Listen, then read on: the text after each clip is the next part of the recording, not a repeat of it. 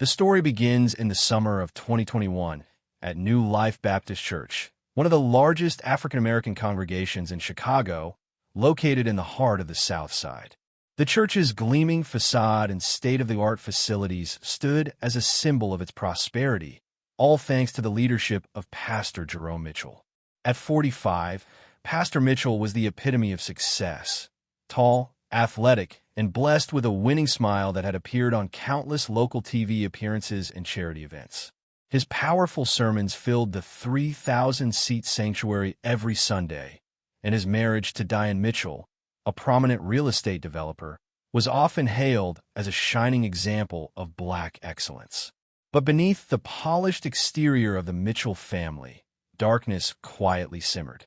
Melissa Jackson, a bright and capable 32-year-old, began working as Pastor Mitchell's executive assistant in January 2021. From the outside, she seemed to have everything in order, but beneath the surface, she carried a devastating secret.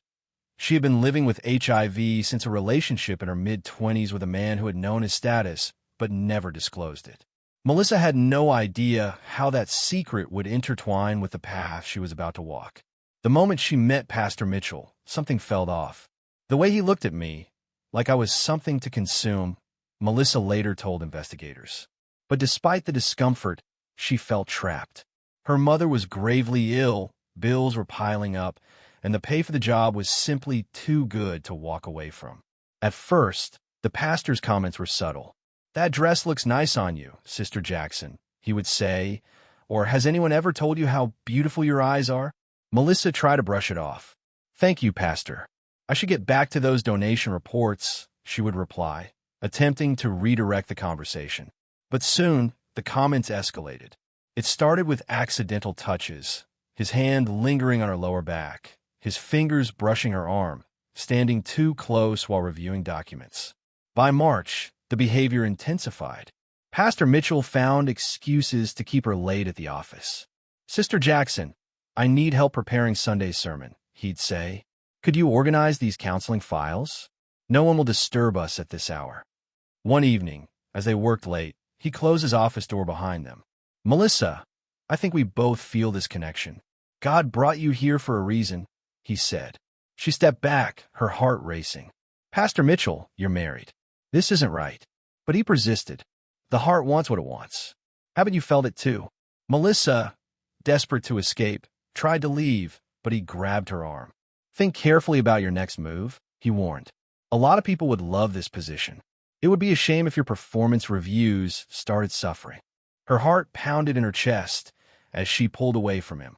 She had too many responsibilities: her mother's medical bills, rent, and her own HIV medications that insurance barely covered. The next day, she requested a transfer to the church's administrative office, but her request was denied. She asked to adjust her hours to avoid late nights, but again, it was denied. Melissa, feeling increasingly cornered, began documenting every interaction, saving texts and recording conversations when possible. In April, Pastor Mitchell called her into his office. "I'm concerned about your attitude lately. Perhaps this isn't the right fit anymore. Are you firing me?" Melissa asked, her voice shaking. "Let's call it a mutual parting," he suggested, the implication of his words hanging heavy in the air. That night, Melissa left in tears. She stared at her HIV medication bottle, a plan forming in her mind, a plan filled with vengeance. The next day, she called Pastor Mitchell. "I'm sorry about yesterday," she said. "You're right, there is a connection. Maybe we could talk about it over dinner." His eager response made her stomach turn. "I knew you'd come around. I have a discreet place in mind." As she hung up, Melissa whispered to herself, "God, forgive me." The restaurant was in Heston, far from their usual circles. Pastor Mitchell had reserved a private booth under the name James Smith. Melissa arrived wearing the red dress he had once complimented her on, her heart heavy with purpose. "You look stunning," he said, his eyes traveling over her in a way that made her skin crawl. Over wine, which he shouldn't have been drinking as a Baptist minister, Pastor Mitchell laid out the rules. "No communication through church channels," he said. "Never be seen together in public, near the church. If anyone asks," Melissa was rehired as a remote consultant, her connection with Pastor Mitchell deeper than ever. Yet, what had started as a seemingly innocent conversation between two people had now spiraled into something much darker, one that would change both of their lives forever. Melissa knew what she was doing was dangerous, but the stakes were too high to turn back now. "This is between us," Pastor Jerome Mitchell insisted, his tone low but firm. "I have a reputation to protect." Melissa, already thinking about the voice recorder hidden in her purse, nodded in agreement. "Of course, Pastor, discretion is important to me too." The affair began that night, in a boutique hotel Melissa had carefully researched. She knew the law. Knowingly transmitting HIV was a Class 2 felony, and she needed evidence that Pastor Mitchell was the one initiating everything. She had to protect herself, and if things went wrong, she needed proof that she had no intent to harm him. At the beginning of their professional relationship, Melissa had told him she didn't date married men due to her religious beliefs. But she knew that was about to change. With every passing day, she became more aware of the abuse she was enduring. She had documented the harassment, the coercion, and most importantly, she had proof she had tried to quit her job rather than give in to his advances. Later, lying awake in the hotel bed, she stared at him as he slept. Pastor Jerome Mitchell, a respected pillar of the community and a serial adulterer, was about to learn the hardest lesson of his life. Back at her apartment, she wrote in her journal, Day 1 of the plan. Evidence secured. Hotel receipt, voice recordings, text messages. He never asked about protection, never asked about my sexual health. Just took what he wanted, like he always does. Over the next few weeks, a pattern emerged. Tuesday and Thursday evenings were reserved for counseling sessions, while Sunday afternoons were for ministry planning. Pastor Mitchell's wife, Diane, a successful real estate developer, often traveled for work, leaving her husband free to pursue his personal agenda. Melissa played her part to perfection, the reluctant church girl who'd finally given in to temptation. She let him believe he was corrupting her while, in reality, she was documenting everything. At church, they maintained a professional distance, but Melissa started noticing things she had never paid attention to before. His eyes lingering on other young women, the private counseling sessions with single mothers, the way he used spiritual manipulation to control people, claiming that God has blessed me with discernment about you, or this is his plan for us. She wondered how many other women had heard those same lines over the years. By June, complications arose. Diane Mitchell began spending more time at church, watching her husband with increasingly suspicious eyes. Rumors about why Melissa had really returned to her job started to spread. One Sunday, Diane cornered her in the ladies' room. "I've seen how he looks at you," Diane said, her voice steady. Melissa's heart raced. "Mrs. Mitchell, Diane cut her off, her voice cold. "Save it. You're not the first. Just know this, I bill half of what he has. I'm not going anywhere." That night, Melissa called her cousin Rachel, a nurse who knew about her HIV status. "I'm in too deep," she confessed. "You need to stop this madness," Rachel urged. "He's not worth destroying your life over." But Melissa couldn't stop. "He already tried to destroy my life. He tried to force me into this. Now he needs to learn that actions have consequences." Pastor Mitchell grew bolder. He started calling late at night, sending explicit texts, and demanding more of her time. "My wife's going to a conference next week," he told her after a Wednesday Bible study. "Come to the house. Your house isn't that risky. I want you in my bed. I'm tired of hotels." Melissa felt sick, but saw an opportunity. "What about pictures? Security cameras?" "I disabled them myself," he replied confidently. "No one will know." She saved that text. The next day, she had lunch with her mother, who was recovering from cancer. "Baby, you seem troubled lately. Talk to me." Melissa forced a smile.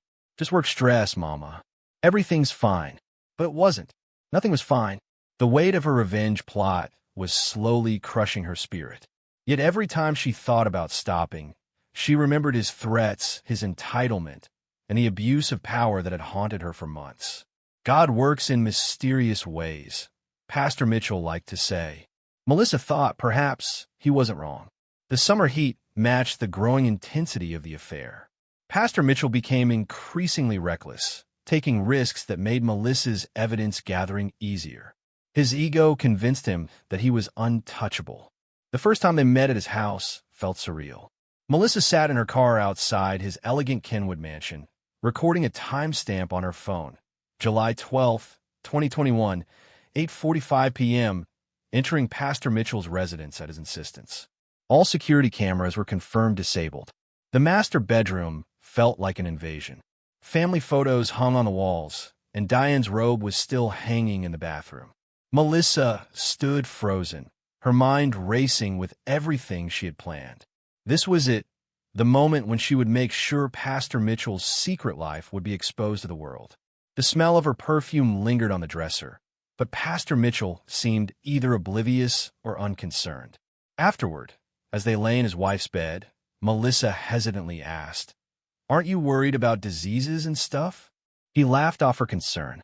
"I'm a man of God. He protects his chosen ones." Melissa documented that statement too. By August, she began noticing the first signs. Pastor Mitchell started complaining of fatigue during their encounters. Night sweats left his sheets damp, and a persistent low-grade fever made him irritable. "It must be that summer flu going around," he claimed, popping Tylenol to alleviate the symptoms.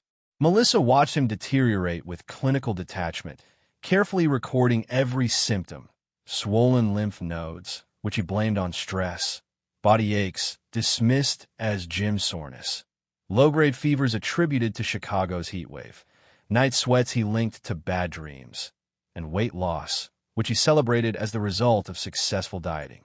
As time passed, his demands on her grew more intense. The power dynamic shifted. As his health declined, he began needing her more, trusting her more. She became his confidant, the keeper of his secrets. "Sometimes I think you're the only one who really knows me," he confessed to her one evening. If only he knew the truth. At church, subtle changes began to appear.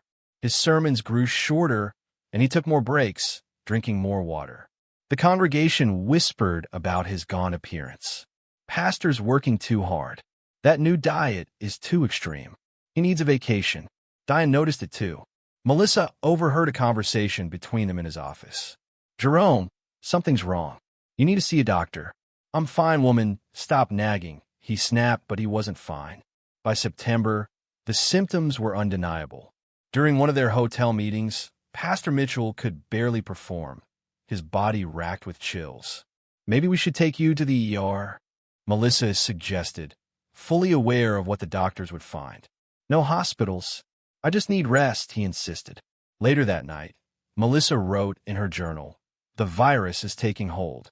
He's experiencing classic acute HIV symptoms, but refuses to acknowledge anything's wrong. His pride will be his downfall." Meanwhile, church politics grew more complicated. Associate Pastor Marcus Thompson started handling more services, and the deacon board called emergency meetings. Attendance numbers dropped slightly, and people began to sense that something was off with their leader. Melissa maintained her professional facade, but inside, she felt hollow. The weight of her actions haunted her, during Sunday services, in their intimate moments, and during quiet nights alone with her thoughts. She began attending HIV support group meetings, where she carefully edited the truth about her story. "I'm watching someone experience what I went through, but I can't help them," she confided. The group leader, an older woman named Miss Clara, seemed to see right through her. "Revenge might feel sweet at first, baby, but it poisons the soul." September brought more complications. Pastor Mitchell's symptoms became impossible to hide. During a televised sermon, he nearly collapsed at the pulpit, and the video went viral within Chicago's church community. Finally, Diane put her foot down. "Either you see a doctor, or I'm calling one to the house." Pastor Mitchell chose a private clinic in the Gold Coast, far from prying eyes. Melissa knew exactly what would happen next. She had planned it meticulously. The call came on a Tuesday evening. "I need to see you. It's urgent." His voice sounded broken. The private room at Northwestern Memorial Hospital felt cramped, even with its luxurious accommodations. Pastor Mitchell sat on the edge of his bed in a designer robe, medical charts scattered around him. His usual commanding presence had completely crumbled. HIV positive, he muttered, his voice hollow. How is this possible? Melissa kept her practiced look of shock. What? No, there must be a mistake. But the lab results were clear. 3 tests, all positive. Plus, pneumonia was beginning to settle in his lungs. His hand shook as he held the results. I'm a man of God. This doesn't happen to men of God, he protested. Melissa watched him spiral through the stages of denial in real time. The tests are wrong. Someone at the lab made a mistake. This is spiritual warfare. The devil is attacking me. Finally, the question she had been waiting for came. You need to get tested, Pastor Mitchell said, his voice desperate. Melissa pulled out her phone, displaying the HIV test results she had received just the week before. Another piece of evidence to show she had been responsible enough to get checked. I already did, she replied, a small, almost imperceptible smile tugging at the corners of her lips. She knew the truth had now sunk in. Everything she had planned, everything she had gathered, was finally in motion. Pastor Mitchell would no longer be the untouchable figure he once was. The relief on Pastor Mitchell's face was palpable when Melissa showed him her HIV test results. Negative, she said. I'm clean. His initial relief, however, was soon followed by suspicion. She could almost see the wheels turning in his mind as he mentally scrolled through other possibilities. Other women. Because, of course, there were other women. It wasn't long before Diane arrived at the hospital. Melissa listened from just outside the private room as Diane's voice rose with anger. What do you mean, HIV, Jerome? I've been faithful for 20 years. Please don't you dare lie to me, not now. How many were there? Diane demanded, her voice trembling with fury. I don't know, Diane, I don't know. Pastor Mitchell tried to explain, but the argument continued, louder and more heated, until security asked Diane to lower her voice. She stormed out of the room, mascara streaking her face, nearly bumping into Melissa in the hallway. Here to check on your pastor? Diane sneered, venom dripping from her words. A little late for office hours, isn't it? Melissa stepped back, taken aback by the venom in Diane's voice. Mrs. Mitchell, I was just dropping off some church documents, she replied, trying to keep her composure. Save it. I know what you've been dropping off, Diane shot back, moving closer to her. But here's what you don't know. I've had private investigators following Jerome for months. Every hotel, every counseling session, every lunch date. I have pictures. Melissa's heart dropped. Mrs. Mitchell, I was gathering evidence for divorce court. Now I'm gathering it for criminal court. Diane cut her off. Because someone gave my husband HIV, and when I find out who... Diane let the threat hang in the air, the words like daggers. After Diane left, Melissa sat in her car, her hands shaking. This wasn't part of the plan. Private investigators meant photographs, surveillance footage, evidence that could implicate her. She dialed Rachel's number. The wife knows about the affair, has proof. Jesus, Mal, this is getting dangerous. Rachel's voice trembled on the other end of the line. It was always dangerous, but now you need a lawyer. Not yet, Melissa replied, her voice tight with anxiety. If I lawyer up now, it looks suspicious. That night, she couldn't sleep. The weight of her actions crushed her chest. She thought about Miss Clara's words from the support group. Revenge poisons the soul. But wasn't that the point? To make him feel the poison she had felt? The next few days were filled with chaos. Pastor Mitchell checked out of the hospital against medical advice. Emergency deacon board meetings ran late into the night. Diane moved out of their mansion and into a downtown condo. Church attendance dropped as rumors about the scandal spread, and local news vans camped outside New Life Baptist Church. Melissa continued to play her role, concerned secretary and the dutiful assistant. She attended staff meetings where they discussed the pastor's health challenges. She helped craft careful statements, explaining that he was simply taking time off to rest and restore. But inside, storms raged. Every cough, every wince of pain from Pastor Mitchell needled her conscience. She watched him struggle with the side effects of his medications, knowing exactly what he was going through. One evening, Pastor Mitchell called her into his office. He looked gray and exhausted. I need you to be honest with me, he said, his voice hoarse. About what, Pastor? Melissa's pulse quickened. Did you know about any of the others? Did they ever say anything? He asked, his tone barely above a whisper. The irony of it all almost made her laugh. No, Pastor, I never knew about anyone else, she replied with a calm she didn't feel. He nodded, defeated. I've ruined everything. My ministry, my marriage, my life. God forgives, she said, the words tasting like ash in her mouth. Does he? He asked, his eyes hollow. She left him there, staring out his office window at the Chicago skyline. Outside in her car, she screamed until her throat hurt. The first newspaper headline hit like a bomb. Prominent Southside pastor steps down amid health and scandal rumors. The article in the Chicago Defender was cautious, citing unnamed sources who claimed Pastor Mitchell had HIV and multiple affairs. The comment sections exploded with speculation and judgment. More coverage followed. Megachurch in crisis. Pastor's illness raises questions. Diane Mitchell files for divorce. Cites irreconcilable differences. New Life Baptist attendance plummets amid leadership scandal. The police became involved after Diane filed a criminal complaint, alleging intentional HIV transmission. Detective Marcus Williams from Chicago PD's Special Victims Unit was assigned to the case. Williams, a seasoned investigator with 25 years on the force, knew that churches could be powder kegs of secrets. His first interview was with Diane Mitchell. When did you first suspect your husband was unfaithful? He asked. Suspect. Diane responded bitterly. I've known for years. Jerome Mitchell's life had become a tangled web of secrets and lies. Over the years, his behavior grew increasingly reckless. Lipstick stains, late nights, mysterious charges. And yet, Diane had stood by him. She had built her life alongside his, contributing to the successful empire they'd created together. Leaving him, she knew, would mean losing everything. But now things had changed. Someone had tried to kill him using HIV, and that shifted the entire dynamic. Detective Marcus Williams went through the files from the private investigators Diane had hired. Surveillance photos revealed Pastor Mitchell's involvement with several women over 6 months. But it was Melissa Jackson who appeared most frequently in these images. The pattern was disturbing. Young, attractive women hired as assistants or ministry coordinators, only to quietly disappear after a few months. Williams soon conducted interviews with the church staff, and the pattern grew clearer. Janet Thompson, a former secretary, broke down during her questioning. He said God gave him a special anointing to minister to broken women, she explained.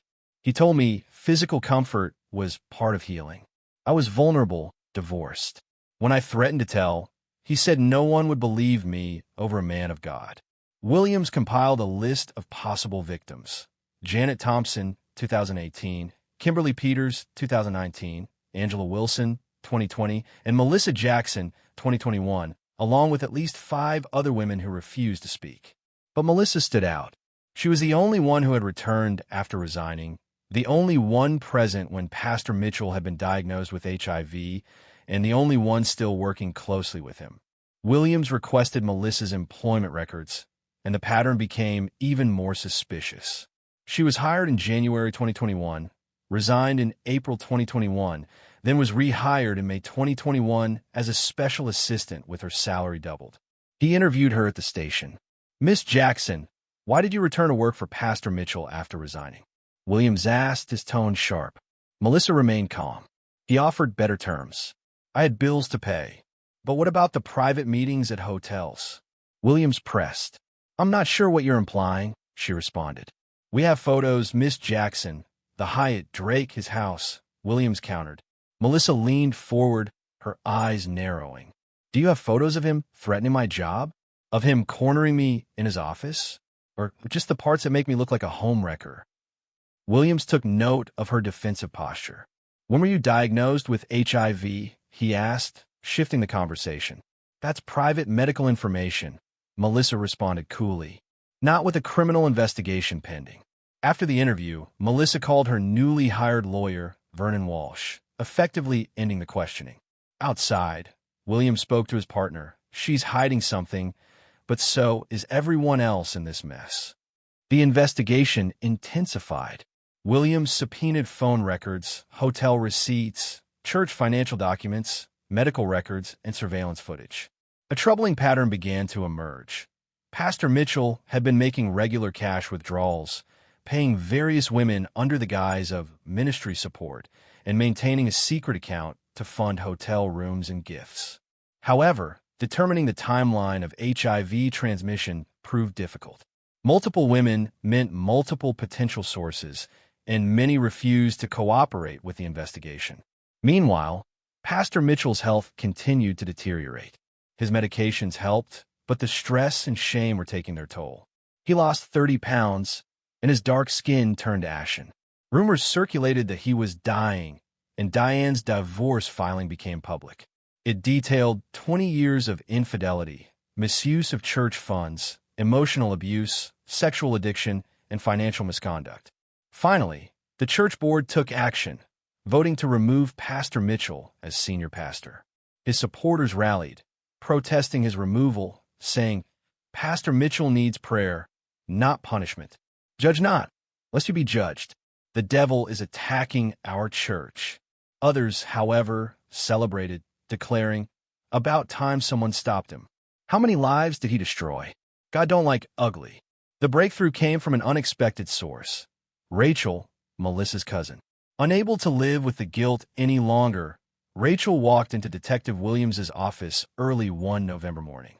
"I have information about Pastor Mitchell's HIV infection," Rachel said, her hands shaking. Williams leaned forward, all ears.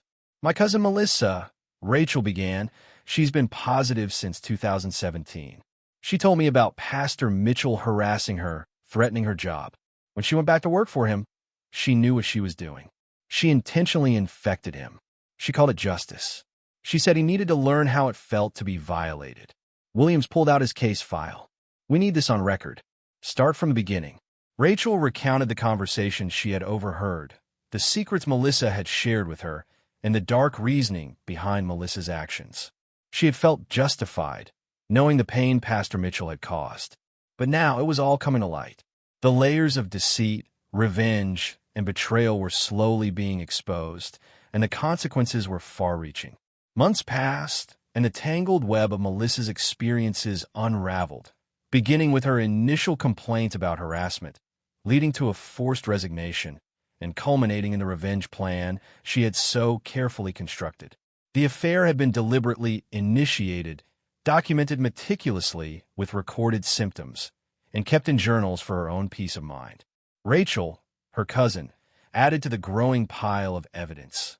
Everything's written down, dates times symptoms. She wanted proof it came from her. After Rachel's confession, Detective Williams quickly understood the severity of the situation. This was no longer just a personal vendetta.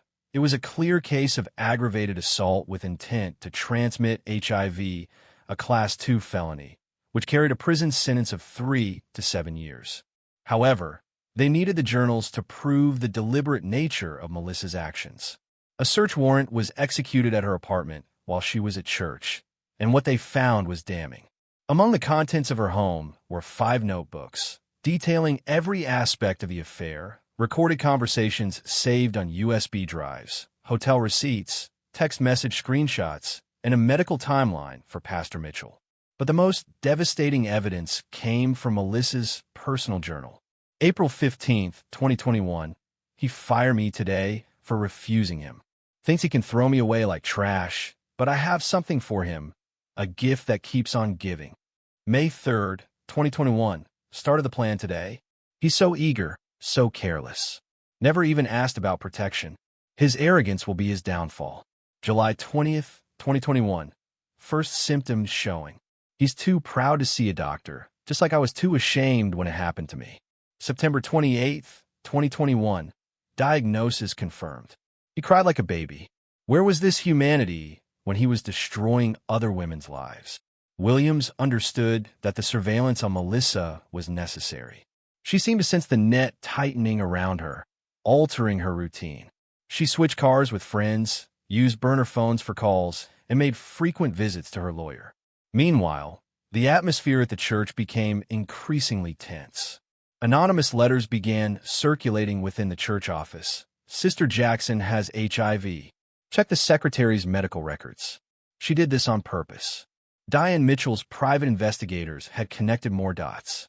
They uncovered evidence of Melissa's regular visits to an HIV clinic, her attendance at a support group, and medical records that detailed her 2017 diagnosis. Credit card charges for HIV medications further solidified the case. But the most significant moment came when Angela Wilson, a former victim of Pastor Mitchell's predatory behavior, came forward. Melissa told me her plan last spring, Angela said. I didn't stop her. Maybe that makes me guilty too, but after what he did to me, to all of us, I understood. Did she specifically mention infecting him? Angela continued, her voice steady. She said he thinks HIV is punishment for sin. Let's test that theory. The DA's office was now preparing the charges, and the evidence was undeniable. Rachel's testimony, Melissa's journals, medical records, surveillance photos, witness statements, and recorded conversations. But this case was far from simple. A prominent black pastor, a violated woman seeking revenge. Racial and gender dynamics were at play, making the case even more explosive. As local media began catching wind of the investigation, headlines made the rounds. Pastor's HIV infection may be a criminal act. Church secretary under investigation for revenge plot, and Southside congregation rocked by scandal. The black community found itself divided. Some supported Melissa, believing he had it coming, while others defended the pastor, claiming that two wrongs didn't make a right. Many simply wanted the scandal to go away. This makes us all look bad, they said. The arrest came after Sunday's service, strategically timed to avoid creating a scene. Detective Williams approached Melissa in the church parking lot. Melissa Jackson, you're under arrest for aggravated assault with intent to transmit HIV. She didn't resist. Instead, she smiled sadly and replied, I wondered when you'd figure it out. The charges were formal. 1 count of aggravated assault, a Class 2 felony, 1 count of criminal transmission of HIV, and 1 count of reckless conduct. Bail was set at $250,000, and the church paid it anonymously. Melissa's lawyer, Vernon Walsh, quickly went to work on their defense strategy, focusing on 3 points: the previous sexual harassment and coercion by Pastor Mitchell, his history of predatory behavior, and a lack of definitive proof that Melissa was the source of the HIV infection. The arraignment, covered widely by the media, saw Melissa dressed in a conservative gray suit with her hair pulled back tightly. Pastor Mitchell attended the hearing in a wheelchair, his appearance frail. Assistant DA Sarah Rodriguez laid out the state's case. The defendant methodically planned to infect the victim with HIV, she began. She documented her intentions. She tracked his symptoms. This was calculated biological assault. But Walsh countered, my client was sexually harassed, coerced, and threatened by a man who had used his position to manipulate vulnerable women for years. She had no other choice but to act in self-defense. The courtroom sat on edge as the defense and prosecution battled it out. The jury would now be tasked with deciding whether this was a case of revenge or a case of a woman pushed too far by the man who had once held all the power. The situation grew increasingly complicated as the legal battles escalated. Pastor Mitchell's abuse of power, if transmission had occurred, was due to his own actions, exploiting his position of authority to manipulate others. The judge set a trial date for March 2022, but in the meantime, civil suits piled up. Diane Mitchell filed a lawsuit against Melissa for alienation of affection, while church members initiated a class action lawsuit over exposure risks. Former victims joined the fray, suing the church for enabling abuse, and the church board itself filed a suit against Pastor Mitchell for mismanagement. January brought even more complications as additional women came forward with their stories of Pastor Mitchell's decades-long abuse. Among them were crucial revelations that shifted the focus of the investigation. Other HIV exposures were now on the table. Detective Williams interviewed Kimberly Peters, who said, he infected me in 2019. I was too ashamed to report it. Angela Wilson also stepped forward, stating, I tested positive 6 months after our affair ended in 2020. With these new details, the timeline became murky. Had Melissa infected Pastor Mitchell, or had he already been infected and transmitted it to her and others? DNA testing of the virus could have clarified the direction of transmission, but samples from 2017 were no longer available. The scientific evidence was inconclusive, and the question of who was responsible remained unanswered. As Pastor Mitchell's health stabilized with proper treatment, he held a press conference. "I admit my sins. I failed as a husband, a pastor, and a man of God," he confessed. "But I never intended to harm anyone. What Sister Jackson did was calculated evil." Despite his public statements, Melissa's support group, led by Miss Clara, rallied behind her. "That man preyed on wounded women for years," Miss Clara told reporters. "The real crime is how long the church protected him." The case sparked national debates on HIV criminalization laws, church accountability, sexual abuse in religious institutions, the ethics of revenge, and power dynamics in spiritual communities. By February, pretrial motions had begun. The defense sought to admit Pastor Mitchell's history of abuse, the church cover-up documents, and testimonies from victims spanning 15 years. They also wanted to include evidence of other HIV exposures. The prosecution, on the other hand, sought to exclude prior sexual harassment claims, findings from Diane Mitchell's private investigator, and the HIV statuses of other victims. The judge ruled to allow most of the evidence, stating that the pattern of behavior was relevant to Pastor Mitchell's state of mind. As the trial approached, both sides knew the stakes had grown beyond just HIV transmission. It had become a battle for power, justice, revenge, and redemption. On the cold morning when the trial finally opened, the scene outside the courthouse was chaotic. News vans lined South Martin Luther King Drive, and protesters gathered on both sides, holding signs that read "Justice for Victims" and "HIV is not a weapon," as well as "Church corruption kills" and "Pray for Pastor Mitchell." Inside the courthouse, Assistant DA Sarah Rodriguez began her opening statement. "This case is about intentional harm," she declared. The defendant weaponized her HIV status to punish a man she blamed for her pain. She documented every step, every symptom, watching him suffer with calculated satisfaction. Vernon Walsh, Melissa's defense attorney, quickly responded, "This case is about power and predation. Jerome Mitchell used his position to abuse women for decades. When one of them fought back, he called it crime. But you'll hear how he infected others long before Melissa Jackson entered his life."